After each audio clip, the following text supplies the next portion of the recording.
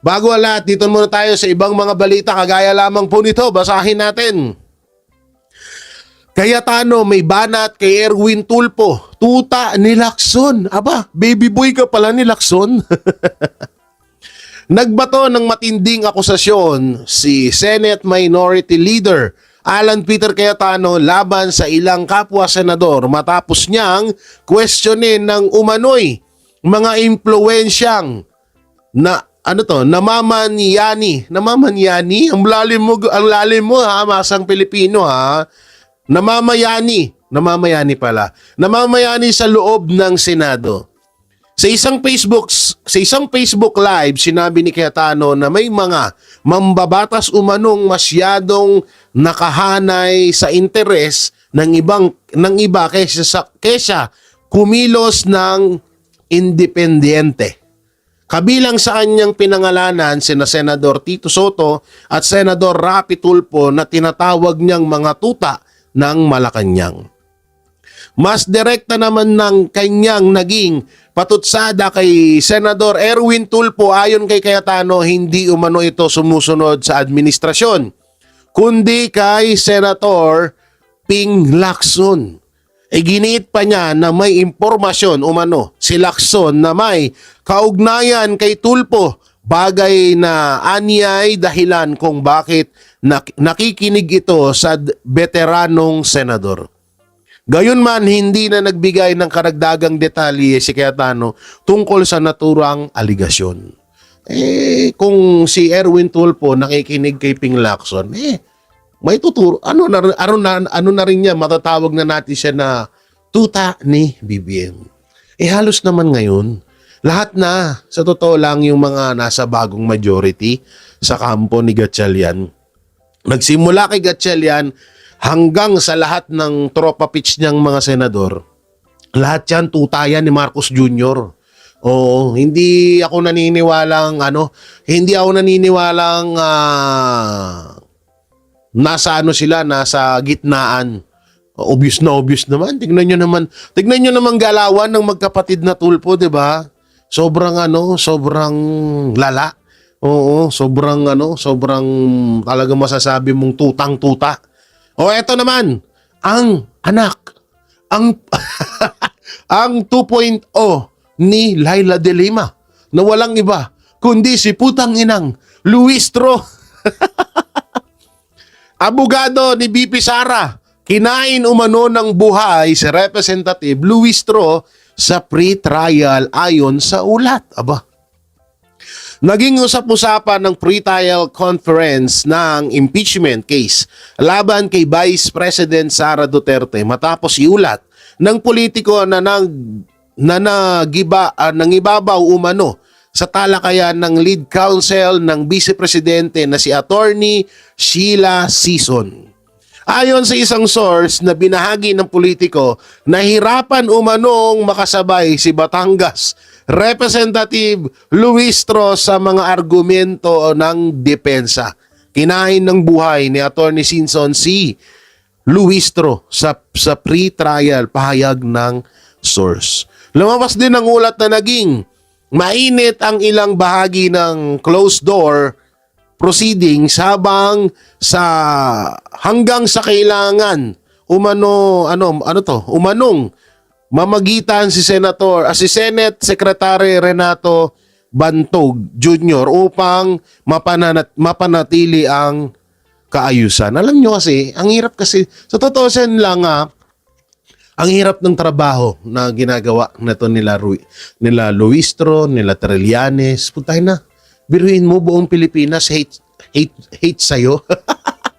Buong Pilipinas ayaw sa'yo dahil sa kakatanggol, kakawalang iya mo sa minamahal nila. Biruin mo, ilan ba bumoto kay Luistro? Sabi na natin, 1,000,000. Ilang bumoto kay BP Sara? Halos nasa 30 million mahigit. Tapos, ang mangyuyurak sa kanya yung mga representative na putay na hindi naman binoto ng buong Pilipinas yan, na putay na baka nga si Chairman George Garcia lang nagpapanalo dyan sa mga hayop na yan. 'Di ba?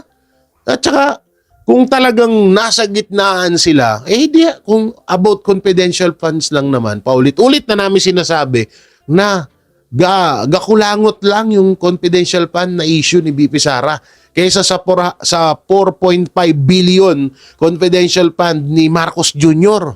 'Di ba? So talagang alam mo, bukod sa ayaw na ng taong bayan, sa tutusin sana nga yung na yan, yung representative, yung kamara, dapat tanggalin na yan Ngayon, sa totoo lang, una-una, dagdag gastusin ng Pilipinas yan. Ay magkano mga sinasahod dyan. Tingnan mo ngayon, dahil sa kanila, lalong lumala ang nakawan sa Pilipinas. Kaya dati natanggal na yan. Wala namang kwenta yan. Ano man tutulong yan sa bansa natin?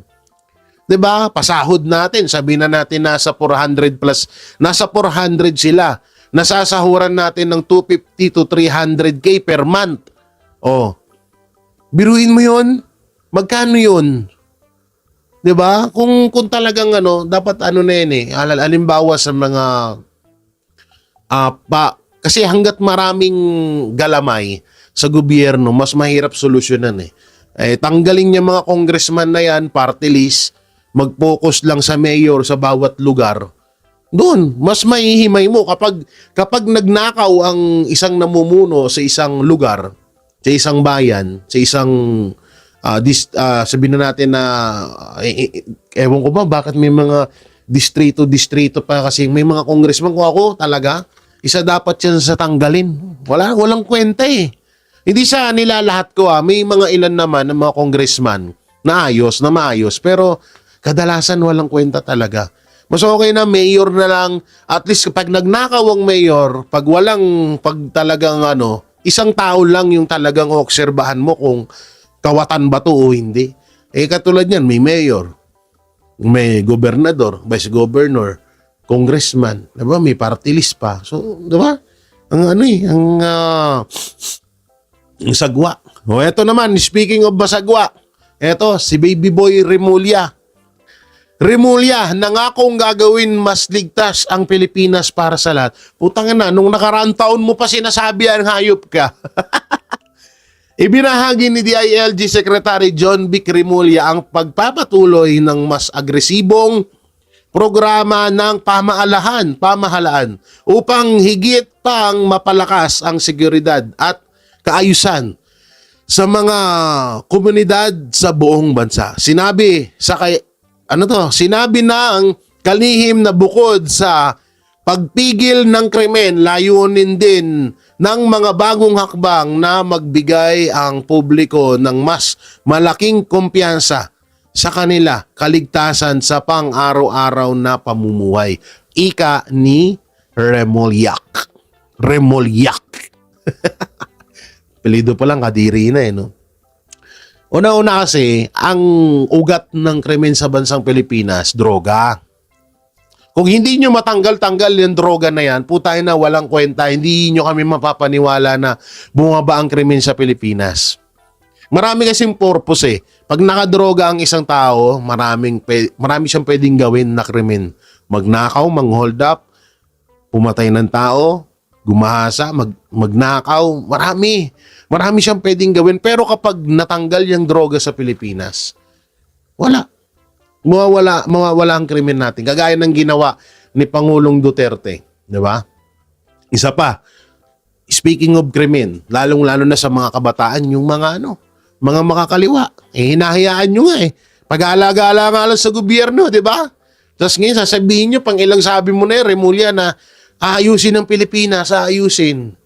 Sa kakaayos mo, yung buhok mo lang nagiging maayos nag-aabutan sila dyan sa baba, Nag-aabutan ng shabu. Tapos pag nakatira, kung sino-sino ino-hold up dun banda sa, sa tulay. Ang hinang yan. Eto, dito naman tayo. Problem solved. De Leon nagpakawala ng patama sa Gatchalian Block. Nagbigay ng reaksyon si retired General Orlando De Leon kasunod ng pagkakahalal kay Senator Sherwin Gatchalian bilang Senate President at ng pagbuo ng bagong majority block sa Senado. Sa isang media post, nagbitiw si De Leon ng pahayag na inuugnay ng ilang sa pagbabago ng liderato sa kapulungan. Wala nang threat sa Senado kasi yung mga threat nakaupo na. Problem solved. Galing mo, matibag, ani ni De Leon. Oo nga naman. Oo nga no. Kamusta na yung Kamusta na yung threat sa Senado? Diba? Ba't parang biglang nawala, no? Mukhang tama nga sinasabi ni General De Leon na yung threat ay nakaupo na ngayon kaya nawala yung threat. Ang galing. Ang galing yung kupal kayo. O eto malapit. Eto ang abangan natin. Kapag hindi nagawa ng Tulfo Brothers to, bakla sila. Bayot. Ha? Bayuta. Ha? O eto ha. Basahin natin. Magdebate tayo. Cayetano hinamon ang Tulfo Brothers sa Senado sa isang pampublikong debate. Hinamon ni Senador Alan Peter Cayetano sina Senador Erwin Tulfo at broadcaster Rapi Tulfo sa isang pampublikong debate kaugnay ng flood control projects at mga kontraktor na sangkot sa mga kontrobersya. Sa isang pahayag, sinabi ni Cayetano na nahihirapan siyang igalang ang magkapatid dahil sa mga impormasyong kanyang nalalaman tungkol sa kanila. Iginiit niyang mas mabuting pag-usapan ng katotohanan sa isang debate kaysa sa palitan ng batikos sa media. Binigyan diin din ng senador na hindi dapat nalilihis ang usapan ng isyong walang kinalaman sa flood control at iba pang mahalagang usapin ng bansa. Erwin Tulfo, tsaka broadcaster Rapi Tulfo. Yung kasi nakalagay dun Yung kasi nakalagay dyan Di ba? Broadcaster. Hindi ka pala senador, Rapi. Broadcaster ka lang pala So, papalag kaya? Ayan ang tanong. Papalag kaya etong Tulfo Brothers, no? Ano kaya ang tawag dito? Ano kaya ang gagawin nila? Di ba matatapang kayo? Di ba, Tulfo? Matatapang kayo, palagan nyo. Palagan nyo si Alan. Dalawa kayo kontra isa.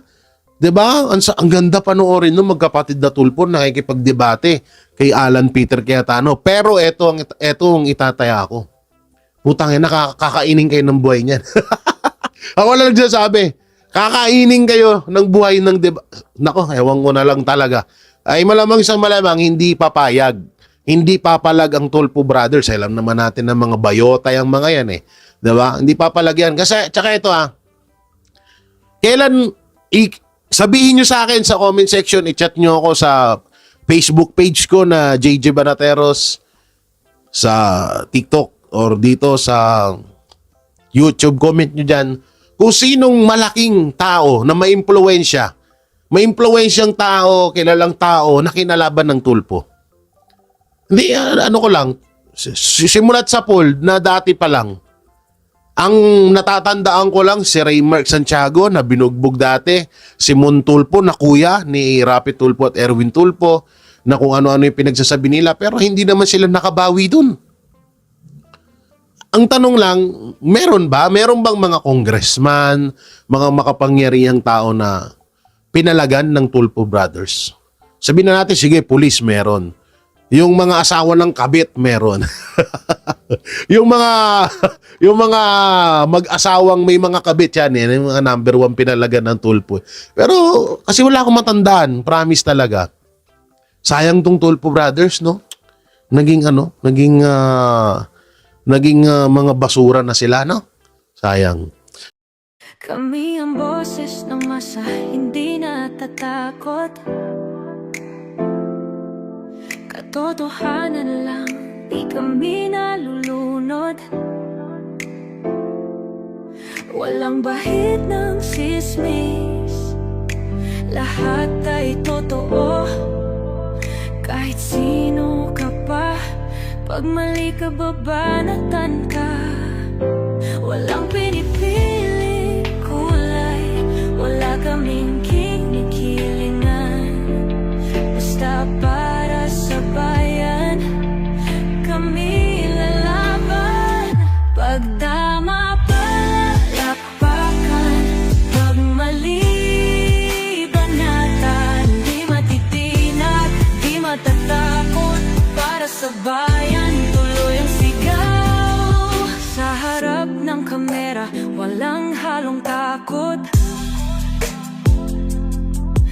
mga baluktot, lahat kayo'y tutumba.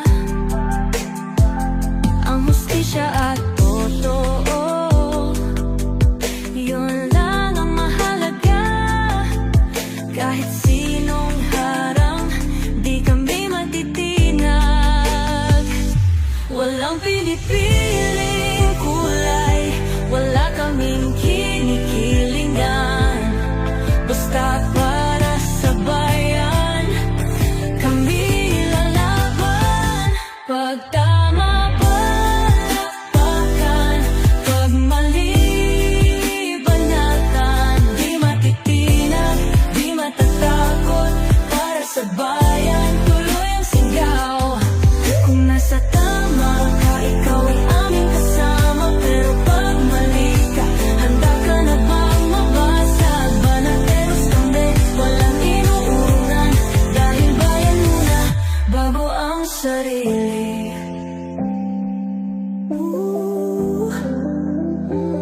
Bago ang sarili.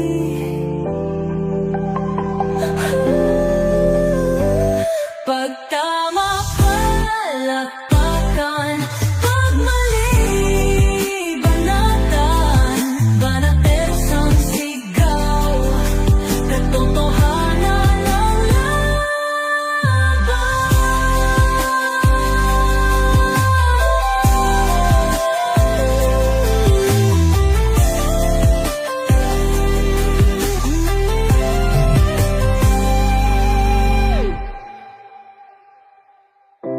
sa harap ng kamera, walang halong